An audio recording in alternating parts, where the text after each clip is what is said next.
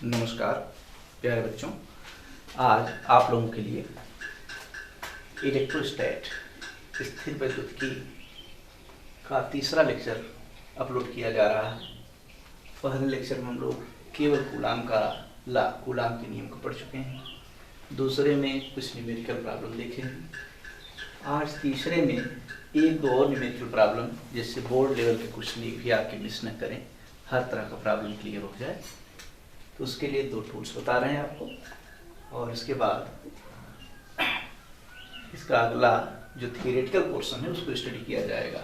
वैद्युत बल रेखाएं आज पढ़ना है। आज का हम लोग फोकस होगा वैद्युत बल रेखाओं पर, लेकिन उससे पहले न्यूमेरिकल्स लोग डरते हैं, न्यूमेरिकल लोग पहले क्लियर कर रहे हैं।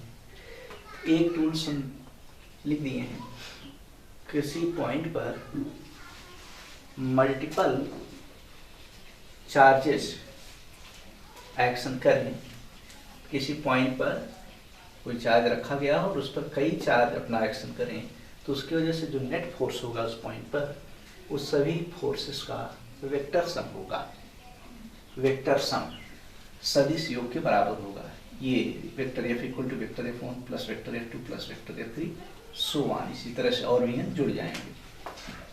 केवल दो हो तो सीधी बात है, दो ही लिखा जाएगा। ये हाथी दांत के समान है, एलिफेंट टूथ वाला फार्मूला है।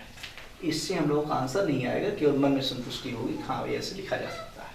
इसको कंपैक्ट फार्म कहते हैं, संगत रूप है ये। इसमें मैग्नीट्यूड और डायरेक्शन दोनों हिडन फॉर्म है, दोनों छिपा हुआ है, हिडन है। तो क्लियर करते हैं। ज़्यादा इंटरेस्ट होता है हम लोगों का कितना न्यूटन का फोर्स लगेगा। न्यूटन यानी मैग्नीट्यूड पर हम लोग आते हैं, तो वहाँ पर क्लास 11th का, जैसे कक्षा 11 में गुरु जी ने पढ़ाया था, R equal to √a² plus b² plus 2ab cos theta या cos अल्फा, उसी फार्म को यहाँ पर फिर से अपना लिया जाता है।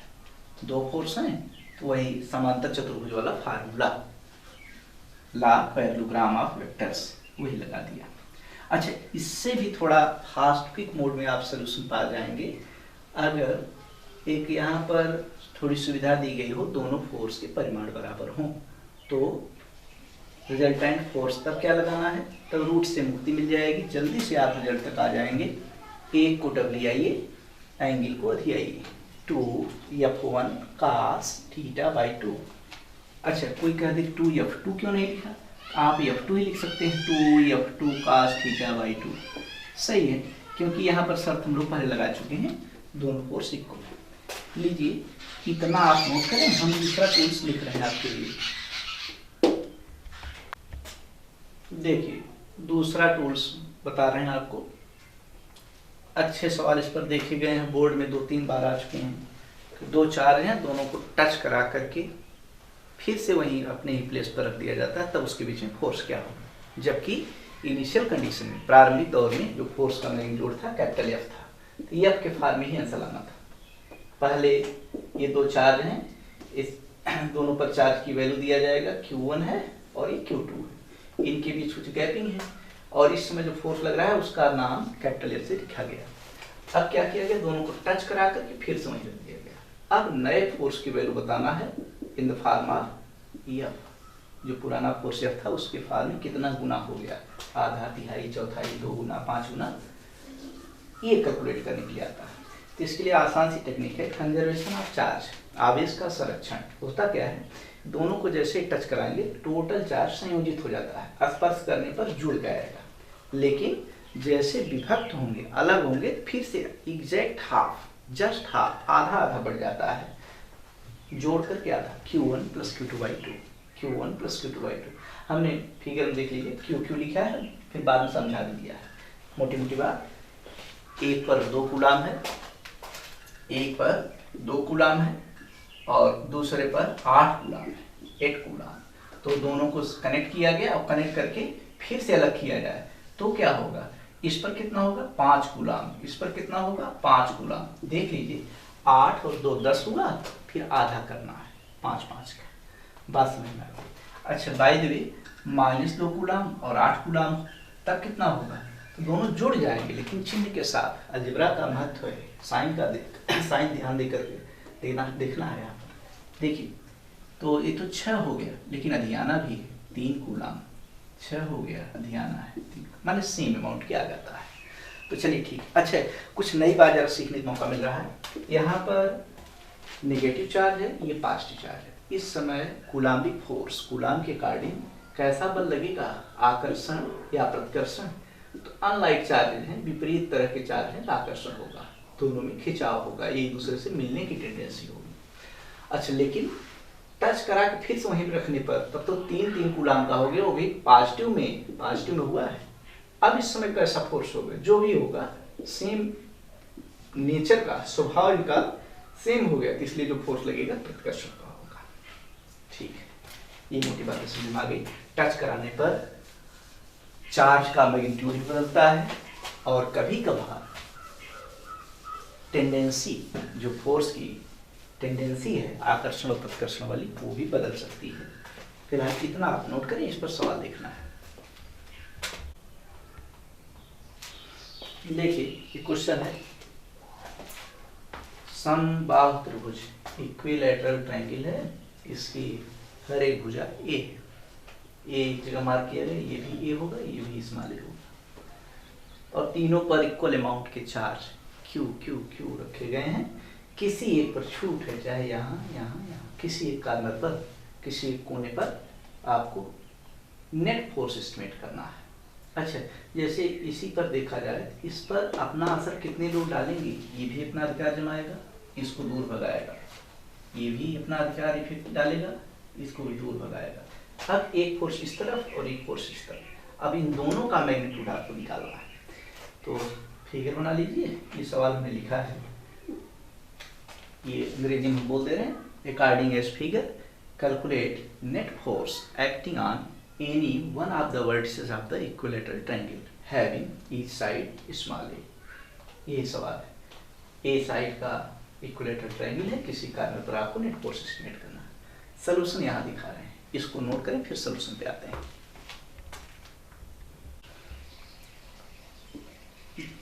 देखिए इसका रिलेटेड फिगर यहाँ बना दिया फिर से। Q और Q के बीच में जो प्रतिकर्षण बल लगेगा ये इस तरफ होगा, और इस Q और इस Q के बीच में जो प्रतिकर्षण बल लगेगा रिपल्सिव फोर्स इस तरफ। ये F1 और F2 से मार्क है। अब दो फोर्स मिल गए, दो बल हो गए, दोनों का नेट किधर आएगा, दोनों कंपोनेंट तोड़ेंगे, किसी बीच में से कहीं कहीं जाएगा, यही आप एस्टिमेट करना है। अच्छा, F1 और F2 संयोग से दोनों इक्वल होंगे, दोनों की वैल्यू क्या होगी, यहाँ देखिए फोर्स किस पर डिपेंड करता है, चार्ज पर, उनके बीच की दूरी पर। संयोग से दोनों चार्ज क्यू क्यू है, दूरी ए है, ये भी चार्ज क्यू क्यू है, सेपरेशन ए। तो बिल्कुल वही फार्मूला मिलेगा, F1 और F2 दोनों सेम होंगे, और दोनों फार्मूले Q1 Q2 जगह क्यू स्क्वायर लिखा, बाकी डिस्टेंस आपके लिए ए था, भुजा उसकी साइड। तो नेट फोर्स का क्या फार्मूला है, यही जो पुराना फार्मूला जो टूल्स में हम लोग लिखे थे, वही वाला यहाँ पर अप्लाई कर दिया। थीटा का रोल 60 कर रहा है, क्योंकि इक्विलेटरल है, ये 60 होगा तो ये भी आपके लिए 60 ही होगा, 60 ही होगा ये। तो 2 upon cos theta by 2, cos theta by 2 हमने साफ साफ लिखा है, 30 हो जाएगा, और cos 30 को दुनिया जानती है, √3/2 होता है, करण 3/2। ये देखिए 2 से 2 का कैंसिलेशन हुआ, केवल करण 2 में 3 बचा है, √3। यही आपका फाइनल आंसर है, इसको नोट कीजिए। सेकंड प्रॉब्लम है, त्रिभुज का देख चुके हम लोग ट्रायंगल का, अब स्क्वायर का देखना है। इससे बढ़ करके पेंटागन और हेक्सागन, बेंजीन रिंग वाला 6 भुजाओं वाला होता है, हेक्सागन का भी देखना है। चलिए, स्क्वायर की साइड ए है, और इसमें भी छूट दिया गया किसी एक कॉर्नर पर, यहाँ यहाँ यहाँ किसी एक कॉर्नर पर आपको नेट फोर्स एस्टिमेट करना है। क्वेश्चन लिखा गया हिंदी में, हम बोल दे रहे हैं, according as figure calculate net force acting on any of the corner of the square, each having side A and each charge have magnitude small k। यही क्वेश्चन है, इसको नोट करें, हम सॉल्यूशन का फिगर और सॉल्यूशन कर देते हैं। देखिए इसका रिलेटेड जो फिगर है, संबंधित चित्र बिल्कुल वही बना दिया। यहाँ पर डायग्राम से समझा रहे हैं हम, इसी कॉर्नर पर देखना है, इस कॉर्नर पर, इस कॉर्नर पर जो देख रहे हैं, ये जो चार्ज है, इसका जो फोर्स होगा ऊपर की तरफ रिपल्सिव होगा, प्रतिकर्षण करेगा, और ये जो चार्ज है ये भी इसको बख्शेगा नहीं, ये भी रिपेल करेगा, ये भी प्रतिकर्षण करेगा। अच्छा खास बात, चार्ज कितना क्यू क्यू है, सेपरेशन ए, वर्ग है तो सभी भुजाएं बराबर। चार्ज कितना क्यू क्यू है और इसकी भी दूरी ए है, इसलिए हम लोग संकेत में भी कंजूसी कर गए, यहाँ भी F1 लिखा, यहाँ भी F1 में मार्क किया। नए नए लेटर लिखने से बच रहे हैं, इससे फायदा होगा आपको। तो दोनों फोर्स इक्वल होंगे, कितना है F1 और F1, ठीक है। अच्छा ये जो इस कॉर्नर पर है इसकी डिस्टेंस ज़्यादा है, लेकिन ये भी मानेगा नहीं, ये भी इसको दूर भगाएगा। अब इस पॉइंट पर कितने फोर्स एक्टिव हो गए, 3, F1 और F2।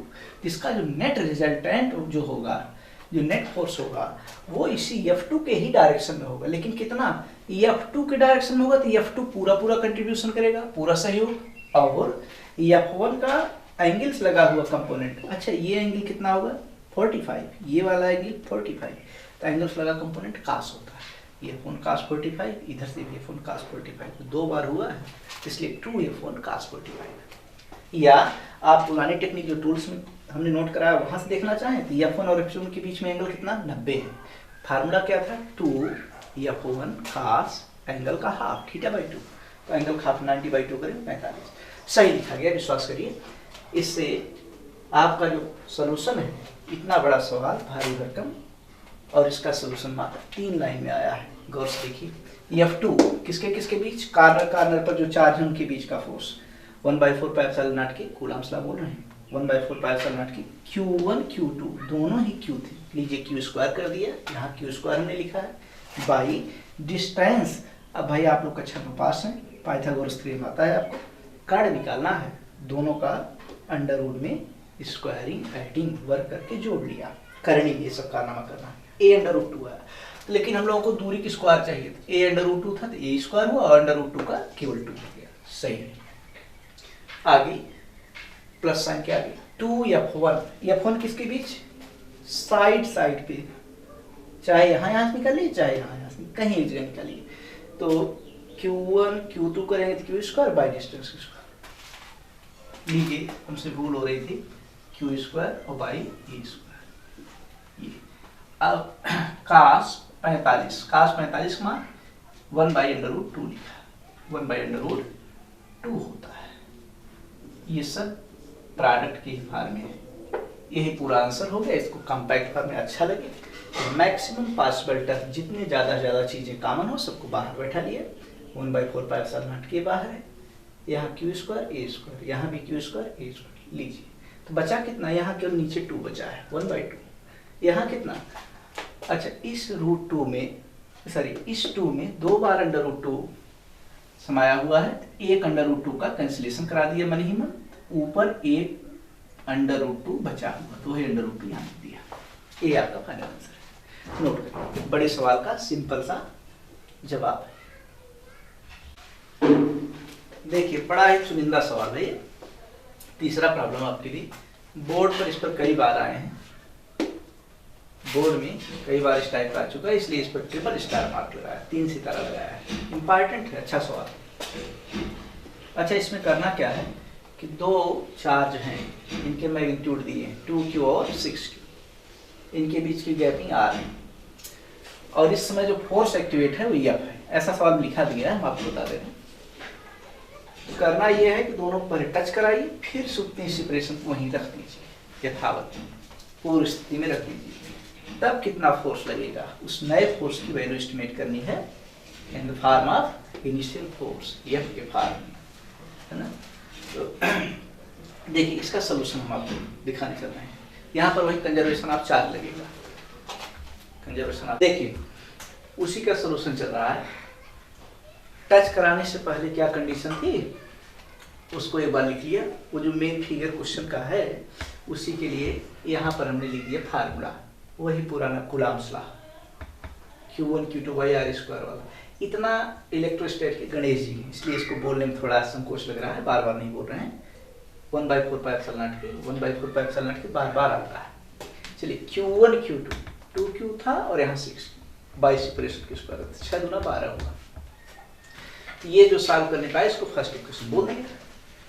और टच कराने के बाद क्या कंडीशन होगी, बाद वाले के लिए हमने नेट चार्ज वहां एस्टिमेट किया है, जुड़ेगा अधियाएगा 6 2 8, फिर आधा भी करना है 4, 4Q आया है।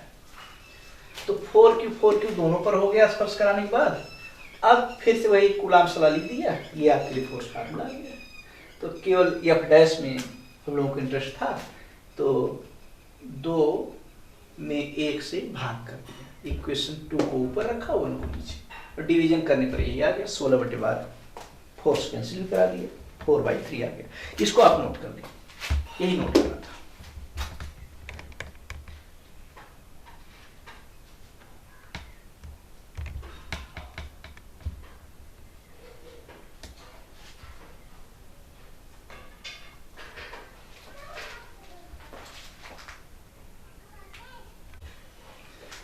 ये लीजिए, आप लोगों के लिए एक सवाल हमने बनाया है, और ये सवाल काफी कीमती है, केबीसी का प्रॉब्लम है। केबीसी फुल नेम आप लोग जानते होंगे, फिलहाल यहाँ पर केबीसी की मीनिंग कुछ अलग है। कौन बनेगा क्वाइन पति, 1 रुपए का सवाल है ये। चलिए, ये ए और बी 2 चार्जेज हैं, इनके मैग्नीट्यूड 2Q और 8Q, साइन सेम है, दोनों पॉजिटिव है, तो इसलिए रिपल्सन होगा, प्रतिकर्षण। ये हमने फिगर में क्लियर कर दिया। अच्छा, यहाँ पर जो तीसरा चार्ज हमने बनाया है 4Q वाला, जो C है, इस बाल C को पहले ले गए A के पास, टच कराए, फिर वहां से ले गए B के पास, टच कराए, और फिर फेंक दिए। ये फरिश्ता था, पहले A को स्पर्श किया, फिर B को स्पर्श किया, फिर चला गया। अब इन्हीं A और B के बीच में कितना फोर्स एक्टिवेट होगा, ये एस्टिमेट करना है। लीजिए, लाइन की बचत कर रहे हैं हम, केवल फिगर के माध्यम से आपको समझा दे रहे हैं, जो बोले हैं बस वही काम करना है। पहली बार किससे टच कराना है, ये फर्स्ट टाइम इससे टच कराना है, फिर सेकंड टाइम किससे टच कराना है, इस बी से टच कराना है, ये सेकंड टाइम। पहला रास्ता ये है, फिर इससे टच कराया, फिर थ्रो कर दिया। तो फिर से ए और बी के बीच जो फोर्स एक्टिवेट होगा वो कितना होगा, ये एस्टिमेट करना है। ये आप अपना आंसर लगा करके भेजिएगा यूट्यूब पर, कमेंट बॉक्स में इसका आंसर जरूर भेजिएगा, जिससे आपका भी इंटरेस्ट बना रहे पढ़ाई के प्रति, इसलिए हमने सवाल दिया है। हाँ, थोड़ा सा मदद आपको कर दे रहे हैं, 4Q और 2Q जो पास पास आएंगे, टच होंगे कितना 6, लेकिन फिर अलग हो रहे हैं 3, यानी A पर बाद में चार्ज आ जाएगा 3Q, और 3Q C पर भी रहेगा, याद रखिएगा 3Q। अच्छा, लीजिए, सवाल थोड़ा और अच्छा हो जाए, इसको 7Q कर देते हैं, 7Q, 3Q और 7Q जब टच कराएंगे कितना हो जाएगा 10Q, फिर से अलग किया तो 5 इस पर, 5 इस पर, अब इस 5 वाले को फेंक दिया। तो हम लोगों को बात पर क्यों ध्यान देना है, यहाँ कितना बचा 3Q बचा, यहाँ कितना बचा लास्ट में 5Q बचा, उन्हीं बीच में फोर्स एस्टिमेट कर लीजिए, और जैसे 2 इक्वेशन हमने पिछले साल बनाया था उसी तरह से आप ही कर लीजिए। तो लीजिए, न्यू फोर्स आपको बताना है ए और बी के बीच में, इसको खुद से करना है, ट्राई योरसेल्फ, आपकी अपनी मेहनत होनी चाहिए, ट्राई योरसेल्फ। इसको नोट करें।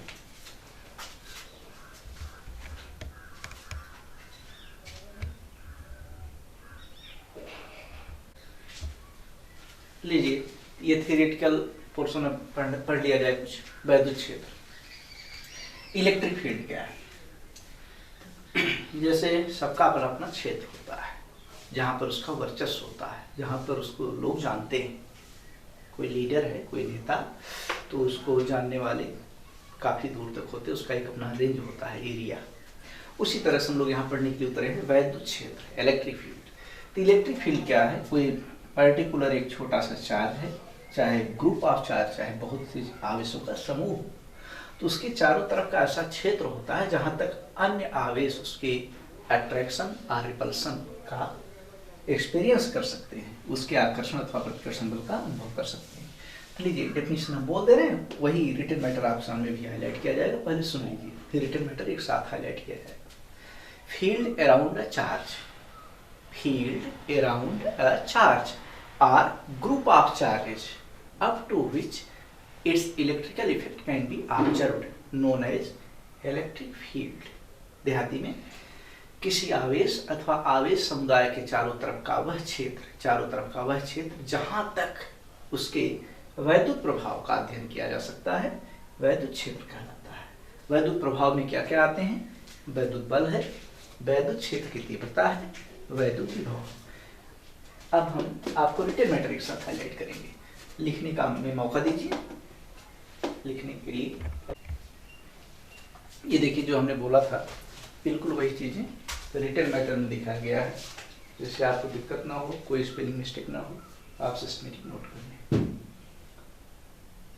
ये हिंदी में है और अंग्रेजी में। हाँ, अब हम लोग देख रहे हैं वैद्युत क्षेत्र को कैसे मापा जाए, मेजरमेंट ऑफ इलेक्ट्रिक फील्ड। इसके मेजर करने के दो टूल्स हैं। इसका फील्ड मेजर करने का दो टेक्निक है, एक वेक्टर अप्रोच है और एक स्केलर अप्रोच है। देखिए एरो लगाया गया है, बिना एरो का है। ये सदिश निरूपण है और ये अदिश निरूपण है। सदिश वाले कहते हैं इंटेंसिटी ऑफ इलेक्ट्रिक फील्ड और अदिश वाले कहते हैं इलेक्ट्रिक पोटेंशियल, वैद्युत विभव। ये वैद्युत क्षेत्र की तीव्रता है, intensity of electric field and second one is electric potential, वैद्युत विभव है। तो अच्छा, बाकी बुक वाले जितने भी राइटर हैं और जो एग्जाम के जो पेपर्स आते हैं उनमें ज़्यादातर उम्मीद की जाती है कि वैद्युत क्षेत्र अगर कहीं पर कहा गया है तो उसको पहला ही मतलब समझ बैठते हैं लोग, इलेक्ट्रिक फील्ड की इंटेंसिटी से ही मतलब निकालते हैं।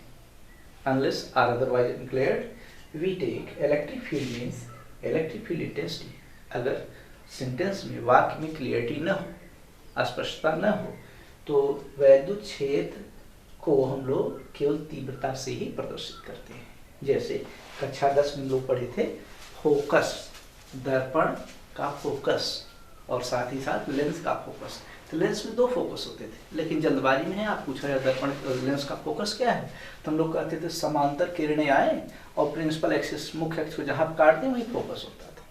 ये जाने अनजाने जो डेफिनेशन बता रहे थे ये द्वितीय फोकस की डेफिनेशन होती थी। लेंस में दो दो फोकस होते थे, तो जो हम लोग एक फोकस की डेफिनेशन बता निकल लेते थे वो द्वितीय फोकस होता था। तो द्वितीय फोकस को पूरी दुनिया ही मेन फोकस मानती थी। उसी तरह से इलेक्ट्रिक फील्ड बहुत कम लोग जानते हैं इस बात को, और आज से आप लोग भी इस बात को जानेंगे। इलेक्ट्रिक फील्ड मेजर करने के दो हथियार हैं, दो टूल्स हैं। एक तो तीव्रता है इंटेंसिटी और दूसरा विभव है पोटेंशियल। लेकिन ज़्यादातर लोग तीव्रता वाले को ही इलेक्ट्रिक फील्ड बोलते हैं, इस पर इसलिए हमने स्टार मार्क लगा दिया। जानकारी दोनों रखिए, ज़्यादातर कॉमन सेंस में जो लेते हैं उस पर स्टार मार्क लगा दिए। इसको नोट करें। अब एक एक को हम लोग बारीकी से स्टडी करेंगे। मापन ई और वी से किया जाता है। इसको डीपली स्टडी करने के लिए और बारीकी समझने के लिए एक इसकी सहायक हेडिंग है, पहले इसको पढ़ा जाए। वैद्युत बल रेखाएं, इलेक्ट्रिक लाइंस ऑफ फोर्सेस। तो वैद्युत बल रेखाएं क्या है? इलेक्ट्रिक फील्ड में कोई आवेश आप छोड़ दीजिए। कैसा आवेश? अच्छा, वो परीक्षण आवेश है, उसका टेस्ट करने के लिए हम लोग चल रहे हैं, टेस्ट करने के लिए, तो उसको धन परीक्षण आवेश बोला गया। अच्छा, परीक्षण आवेश खासियत क्या है पहले सुन लीजिए। परीक्षण आवेश जो भी होगा उसका स्वभाव पॉजिटिव होगा और मात्रा में बहुत ही स्मॉल। और सही बात है, जो व्यवहारिक चीजें उसी से लिया भी गया है। कोई भी चीज टेस्ट करना होता है तो स्मॉल अमाउंट में उठाया जाता है, बहुत थोड़ा सा उठाइए, चेक करके बता दीजिए कैसा है, नमक कम है या ज़्यादा है, जो भी चेक करना हो। तो लीजिए, धन परीक्षण आवेश जिस मार्ग का अनुसरण करता है उसे वैद्युत बल रेखाएं कहते हैं। हिंदी में लिखा गया है और उसी की मीनिंग इंग्लिश में लिखी गई। पाथ ट्रेस्ड या फॉलोड कह सकते हैं by positive discharge freely draft inside electric field known as electric lines of forces. ये हमने कटौती किया, ई लाइंस कह देते हैं, शार्ट में लिखा है, नोट करें। अब इसकी प्रॉपर्टी हम गिनवाने चल रहे हैं। गुण, आगे गुण, इसके गुण 5, 6, 7 कितने हैं, नंबर हमको फिलहाल नहीं याद है, लेकिन इतना आपसे जरूर वादा करते हैं पहले हम आपको याद करा देंगे, ओरल मौखिक आपका तैयारी करा देंगे। इसके गुण हम आपको याद कराने चल रहे हैं। और ये थोड़ा प्रोजाइक है, नीरस है, बच्चे इसको छोड़ देते हैं, लेकिन इसकी प्रॉपर्टी पर सवाल आते हैं, खास करके कंपटीशन में। बोर्ड में पूछा ही जाता है, कंपटीशन में इससे सवाल आ जाते हैं गुण पर। लीजिए पहला गुण सीखिए, वैद्युत बल रेखाएं खुले वक्र हैं। 4-5 जैसे फुट करिए, कई गिना दे रहे हैं। वैद्युत बल रेखाएं कैसे वक्र हैं? खुले, ओपन कर्व है। वैद्युत बल रेखाएं काल्पनिक वक्र है। दो तो याद हो गया, खुले वक्र हैं, काल्पनिक वक्र है। वैद्युत बल रेखाएं निष्कोण वक्र है। निष्कोण मीन्स स्मूथ, एकदम हल्के हाथ चलाते जाइए, कोई कोना किनारा उसमें ना निकले, निष्कोण वक्र है। 3 याद हो गया। लीजिए तीनों बोल सुना दो। वैद्युत बल रेखाएं खुले वक्र हैं, वैद्युत बल रेखाएं काल्पनिक वक्र होती हैं, वैद्युत बल रेखाएं निष्कोण वक्र होती हैं। 3 याद हो, कितना आसानी से याद कर लिए। अच्छा, आप चाहें जल्दबाजी में एक लाइन में तीनों को समेट लीजिए। वैद्युत बल रेखाएं खुले काल्पनिक निष्कोण वक्र होते हैं। फिलहाल अभी नंबरिंग हम लोग बढ़ा रहे हैं, जिससे लगे हाँ खूब ज्यादा मैटर तैयार है, तो इसलिए अलग अलग पॉइंट में इसको लिखने चल रहे हैं। चलिए चौथा जो खास बात है, कोई वैद्युत बल रेखा ऐसे खींची गई हो तो उसके किसी बिंदु पर जो स्पर्शी होती है, स्पर्शी जो टेंजेंट जो टच करके जाती है, वो वैद्युत क्षेत्र की दिशा को प्रदर्शित करती है। वैद्युत क्षेत्र की दिशा को, वैद्युत बल रेखा के किसी बिंदु पर खींची गई स्पर्श रेखा उस बिंदु पर वैद्युत क्षेत्र की दिशा को प्रदर्शित करती है।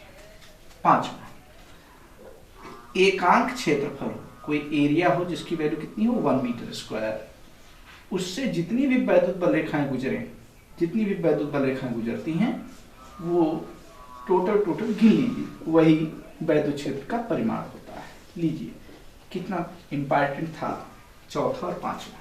चौथा पांचवा बेहद इंपॉर्टेंट था। किसी बिंदु पर खींची गई स्पर्श रेखा वैद्युत क्षेत्र की दिशा बताएगी और एकांक क्षेत्रफल से गुजरने वाली बल रेखाओं की संख्या गिनना पड़ेगा। संख्या वो वैद्युत क्षेत्र की तीव्रता बताए। 6वां जो सबसे हल्का है उसको 6वां, वैद्युत बल रेखाएं सुपरस्टिशियस नेचर की नहीं होती हैं, कट्टरपंथी मिजाज की नहीं होती। वैद्युत बल रेखाएं कभी एक दूसरे को काटती नहीं। लीजिए 6 इंपॉर्टेंट प्रॉपर्टी थी, 6 हमने ऐसे हल्का हल्का ऐसे कोट कर दिए। ये याद कराने टेक्निक थी। अब सिस्टमेटिक इसको अच्छे हैंड राइटिंग में आपको रिटन मैटर के साथ हाईलाइट किया जाएगा। जैसा हमने आपको प्रॉपर्टी याद करवाया था वही लिखवा भी दे रहे हैं, एक आध प्रॉपर्टी अपनी तरफ से और आपको प्रोवाइड करते रहें। जैसे देखिए गिनती गिनाना हो, आपको याद ना हो तो ऐसे बारी बारी सबको नंबर करिए। वैद्युत बल रेखाएं खुले वक्र होती हैं, वैद्युत बल रेखाएं काल्पनिक वक्र होती हैं, वैद्युत बल रेखाएं निष्कोण वक्र होती हैं। फिलहाल अभी हम लोग स्प्रिंग की तरह इसको सिकोड़ करके एक ही नंबर में याद कर ले रहे हैं। Electric lines are open imaginary smooth curves, open imaginary smooth curves.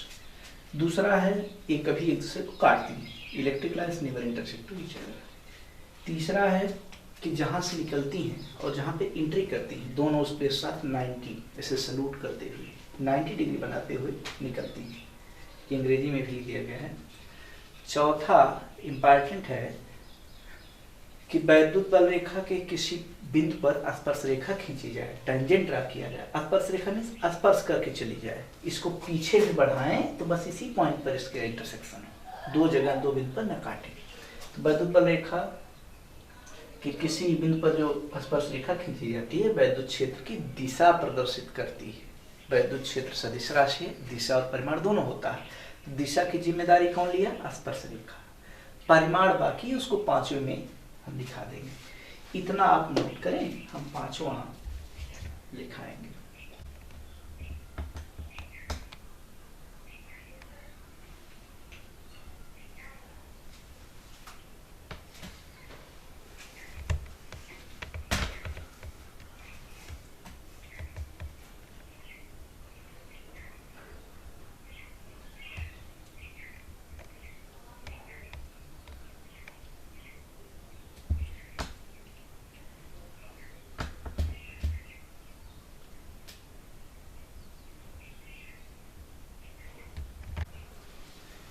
पांचवा जो प्रॉपर्टी है ये बहुत इम्पॉर्टेंट है। अच्छा, इम्पॉर्टेंट में आपको बता दें तीसरा, चौथा, पांचवा प्रॉपर्टी नंबर 3, 4 और 5। आप लोग पास पेन है, इसको नोट भी करते चलिए और जिस बात कर रहे हैं उसको कोड जरूर करिए। प्रॉपर्टी नंबर 3 पर 1 स्टार मार्क, चौथी प्रॉपर्टी पर 2 स्टार मार्क, और इस पर सुविधा है, पिछली मैटर तो मिटा दिया हमने, इरेज कर दी है, इस पर ट्रिपल स्टार मार्क लगाना है, कीमत के हिसाब से उसकी स्टार मार्किंग करते चले हैं।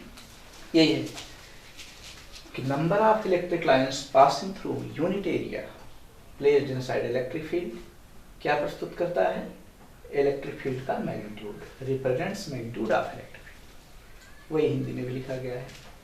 एग्जाम्पल समझना बहुत जरूरी है, कथनी और करनी में अंतर न पड़े, जो हम कह रहे हैं बिल्कुल उसी तरीके से सटीक उतरे सारी बातें। एग्जाम्पल हम लोग करके देख लेते हैं।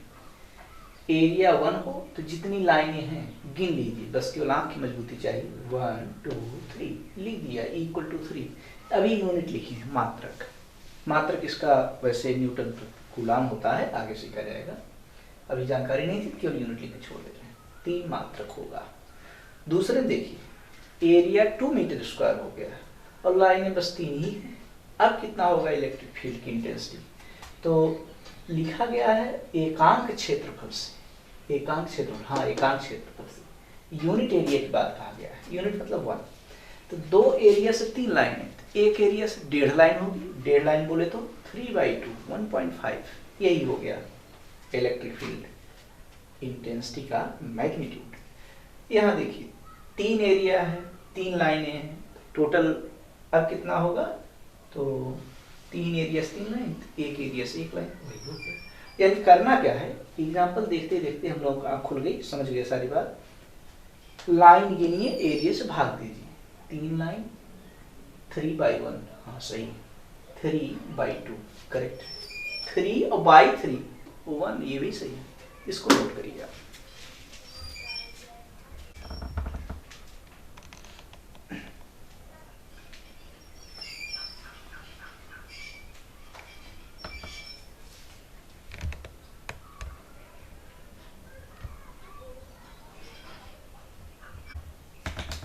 देखिए वैद्युत बल रेखाओं के गुण प्रॉपर्टीज हम लोग सीख लिए हैं। एग्जाम्पल इसका रोक करके रखे थे, अब एग्जाम्पल आप सामने दिखा रहे हैं। अगर कोई एक अकेला, अच्छा अकेला हो, दुनिया में बिल्कुल अलग हो, तो उसको विलग कहते हैं, आइसोलेटेड कहते हैं। अकेला पॉजिटिव चार्ज हो तो उसकी वजह से वैद्युत बल रेखाएं कैसी होती हैं, तो मेन तुरंत जाइए, बैक होइए, 7 लाइन 8 लाइन 10 लाइन पीछे बेसिक डेफिनेशन में जाइए। होता क्या है, कोई एक टेस्ट चार्ज छोड़िए, जैसे यहाँ से आपको ट्रेस करके दिखा दे रहे हैं, ये पॉजिटिव चार्ज है अकेला, तो यहाँ पर टेस्ट चार्ज छोड़िए। टेस्ट चार्ज को रिप्रेजेंट करते हैं हम लोग Q0 से। तो ये टेस्ट चार्ज किधर चलना चाहेगा, टेस्ट चार्ज का स्वभाव हमने बताया था, स्वभाव होता है पॉजिटिव और मैग्नीट्यूड वेरी वेरी स्मॉल, बहुत हल्का होता है। नेचर में धनात्मक, प्रकृति में और परिमाण में बहुत हल्का होता है। तो यहाँ छोड़ दिया जाए, किस तरफ चलेगा, ये भी पॉजिटिव, ये भी अपने आप को पॉजिटिव कह रहा है, तो दोनों में आकर्षण होगा, प्रतिकर्षण, प्रतिकर्षण दूर भगाएगा। ये Q0 वाला चल देगा एक लाइन पकड़ करके, चलिए हो गया, एक लाइन हम लोग बातों बातों में ट्रेस कर दी। अब की बार यहाँ रखिए, चेक करिए Q0 को, अब देखिए किधर जाएगा, फिर से मानेगा नहीं, इसको धक्का दे करके पुश करके दूर भगा देगा। तो लीजिए दूसरी बल रेखा ट्रेस हो गई। इसी तरह यहाँ रखिए, यहाँ रखिए, यहाँ रखिए, पेपर पर जगह जगह रख करके छोड़िए, जिधर जाए उसके पीछे पीछे पेंसिल चला दी, अपनी पेन चलाई। चार्ज लाइन नहीं ट्रेस करेगा, वो तो काल्पनिक वक्र है। हम लोग अपनी पेंसिल, पेन या हम तो अपना मार्कर जरूर चलाएंगे, इसी से बनती है बल रेखा है। ये बन गई, दूर भागती है। और नेगेटिव चार्ज रहेगा तब आप टेस्ट चार्ज Q0 रखेंगे, तो Q0 अट्रैक्ट होगा, खींचेगा, खींचेगा। तो बस देख लीजिए सब कुछ सिमिलर वही है, बस केवल इसमें एरो का इंडिकेशन बाहर की तरफ, जो तीर की नोक है बाहर की तरफ, और इसमें अंदर की तरफ, अंदर की तरफ हर तरफ से आती हुई नजर आ रही है। हाँ भाई देखिए, लाइनें गिन करके मत बनाइए, 5 लाइन 6 लाइन बनाना है, खूब लाइनें बनाइए और बनाइए, 8-10 लाइन कर दीजिए, बशर्ते एक बात का ध्यान रहे, जो प्रगुण में लिखाया गया है, जिस स्थान से निकलती है वहां से सल्यूट करते हुए 90 डिग्री बनाते हुए निकलती है, 90 बन रहा है। अच्छा, इसी में जैसे धनात्मक आवेश है, हम बल रेखा अनजान बच्चों की तरह कुछ गलत खींच रहे हैं और बता रहे हैं कि ऐसी गलती आप मत करिएगा। जैसे ये बल रेखा सही है, अच्छा ये यहाँ से ये बल रेखा नहीं, ये नहीं सही। कारण क्या है, यहाँ पर इस प्लेस से आप 90 नहीं बन पा रहा है, यहाँ तो 90 बन रहा है। अच्छा, और आपको टेक्निक बता दें, आंखों से देख करके आप समझें, इस रेखा को पीछे बढ़ाइए, बैक ट्रेस करिए, और अगर सेंटर पर मिलने की टेंडेंसी है, इच्छा है, तब सही है। अच्छा, इसको पीछे बढ़ाएंगे तो हवा में हवाई फायरिंग कर रहा है, बाहर जा रहा है, ये नहीं चल पाएगा, ये वाली करेक्ट नहीं है, ये चल सकता है। इसी तरह से ध्यान देना है, सर के साथ 90 बनाते हुए रखना है। पहला दूसरा खूब समझ में आ गया। तीसरा समझिए, अब बिलक नहीं ले रहे हैं, आइसोलेटेड नहीं, दोनों को पास पड़ोस में रख रहे हैं, तो होता क्या है, पॉजिटिव बल रेखाएं निकलती हैं, निगेटिव में चली जाती हैं। लेकिन ये स्मूथ कर इतना चिकना, इतना सुंदर वक्र कैसे बन गया? तो लीजिए यहाँ आपको दिखा देते हैं, यहाँ पर पॉजिटिव चार्ज, ये नेगेटिव चार्ज, यहाँ बीच में अगर हम टेस्ट चार्ज को रखें तो जरा देखिए इस पर कैसे कैसे फोर्स एक्सपीरियंस होंगे, ये क्या अनुभव करेगा अपने अंदर से। पॉजिटिव वाला इसको दूर भगाएगा, बक्सेगा नहीं। चलिए, इस जो फोर्स लगा रहा है उसको कहते हैं F1। नेगेटिव वाला तुरंत सपोर्ट करेगा, ये बुला लेगा अपनी तरफ, अट्रैक्ट करेगा, इस फोर्स को बोलते हैं F2। अब आप बताइए नेट फोर्स किधर होगा? ये धक्का दे रहा है और इधर से खींच रहा है, कुल मिलाकर के इसका नेट इफेक्ट तो इधर की तरफ है, राइट साइड ही, दाहिनी तरफ ही चल पड़ेगा। तो वही हम लोग चलते हुए सीन को लाइन से रिप्रेजेंट कर दें, यहाँ से ये ऐसे होगा। अच्छा, कहीं और स्पेस में देखा जाए, यहाँ पर क्या कंडीशन, यहाँ पर इस पॉइंट पर बताइए, अगर यहाँ टेस्ट चार्ज रखा जाए तो पॉजिटिव वाला दूर भगाएगा, इधर F1 फोर्स, नेगेटिव वाला अपनी तरफ बुलाएगा, इसको बोलते हैं F2 फोर्स। अब दो फोर्स हो गए, दोनों का नेट किधर होगा, रिजल्टेंट, तो इसी के बीच से होकर के जाएगा, बीच से, और वो स्मूथली, कार्नर उसमें नहीं बनेगा, कोना किनारा नहीं होगा, स्मूथली। हाँ, ध्यान रखना है, 90 बनाते हुए निकालना है, फिर ये 90 बनाते हुए ट्रिप कराना है। स्मूथली गलत हो गया, ये 90 बनाते हुए, ये एरो का इंडिकेशन है। पॉजिटिव्स निकलेंगे, नेगेटिव में समा जाएंगे, पॉजिटिव्स निकलेंगे, नेगेटिव समा जाएंगे। पॉजिटिव्स अनंत की तरफ चली गई, इधर माइनस इन्फिनिटी से फिर से रिसीव कर ली जाएगी। फिलहाल फिगर ठीक ठाक बना बनाया मौजूद है, इसको आप लोग नोट करें, कैसे बनता है इसको हमने लेक्चर के माध्यम से आपको समझा दिया, नोट करें। एक IIT का क्वेश्चन आपको बता दें, बहुत हल्के में, लेकिन इसके लिए एक स्टोरी आपको सुनना पड़ेगा, लिखना कुछ नहीं, इसलिए स्टोरी सुन लीजिए, फायदा होगा। एक बार जो चार्ल्स ऑगस्टीन कूलाम थे, साइंटिस्ट जी, वैज्ञानिक जी जो थे, कूलाम साहब, उनको कुछ उनके न चाहने वाले जो उनसे कुछ अंदर ही अंदर वैमनस्य रखते थे, दुश्मनी रखते थे, उनको किडनैप कर लेते हैं और किडनैप करके उनको केज के अंदर एक पिंजड़े में, लोहे के पिंजड़े में कैद कर दिया, हाथ पांव को टाइट कर दिया, बांध दिया रस्सी से, और विलेन की तरह बिल्कुल हंस करके, मजाक करके उनके साथ उनकी खिल्ली उड़ाते हुए बोले, कूलाम बहुत चार्ज के बारे में तो बताता था, लो चार्ज खाओ। ऐसे वायर से इलेक्ट्रिक का कनेक्शन लिया और केज पर, पिंजड़े पर चार्ज देना शुरू किया। अब हुआ क्या, कूलाम जी के जो चाहने वाले थे, उनके चेहरे की स्माइलिंग धीमी पड़ गई, मंद हो गई।